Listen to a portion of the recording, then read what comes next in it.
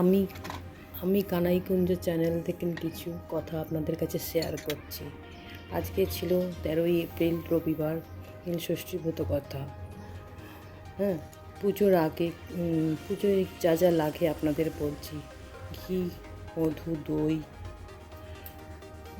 দুধ, এগুলো পঞ্চামৃত দিয়ে শর্করা, এই পাঁচটা শর্করা এই দিয়ে পঞ্চামৃত করে শিবলিঙ্গকে চান করাতে হয়। তাছাড়াও ফুল, পৈতে, সিঁদুর, আকন্দের মালা, বাতাসা ফুল, ধুতরা ফুল ইত্যাদি লাগে। তবে ঠাকুরের কিছু প্রিয় জিনিসও দিতে হয়। আর 12টার মধ্যে আপনারা পুজো করতে পারেন। তবে রাতে 6:12 থেকে 9:32 পর্যন্ত অমৃতযোগ, এই সময় পুজো করতে পারেন। তবে আমি দুপুর 1টার সময় পুজো করে নিয়েছি। ঘরে যা ছিল তাই দিয়ে পুজো করে নিয়েছি। কারণ অনেক উপকরণ জোগাড় করে পুজো করার সময় যদি ভক্তি না থাকে তবে ভগবান পুজো স্বীকার করেন না। আমার যত সামান্য উপকরণ দিয়ে পুজো করে নিয়েছি। তবে অনেক মায়েরা উপবাস করে থাকলে শরীর খারাপ হয়। তাই বলি, ভগবানকে ডাকো শরীর সুস্থ রেখে। কারণ পরের দিন যদি শরীর খারাপ হয় তাহলে সংসার না হবে ভগবানকে ডাকা।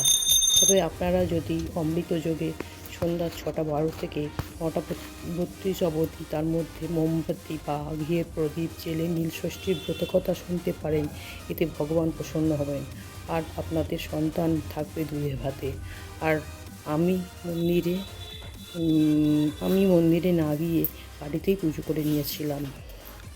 আমার বাড়ি শিবলিঙ্গকে ফুল প্রথমে পঞ্চামৃত দিয়ে স্নান করিয়ে, তারপরে আবার গঙ্গা জল ঢেলে স্নান করিয়ে, তারপরে ফুল বেলপাতা ইত্যাদি দিয়ে ফল ইত্যাদি দিয়ে ঠাকুরকে পূজা করি।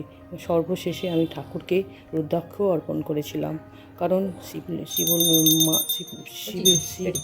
শিবের এটি প্রিয় জিনিস। আর শিবলিঙ্গের মাতৃস্থানে সিঁদুর অর্পণ করেছিলাম। আর মা নীলষষ্ঠীর উদ্দেশ্যে ফুল অর্পণ করেছিলাম মাতৃস্থানে। এইভাবেই আমার পুজো শেষ করি। তবে ব্রত কথাটা বলতে পারলাম না। আপনারা অন্য কথা দিয়ে শুনে নেবেন। জয় মা ষষ্ঠী।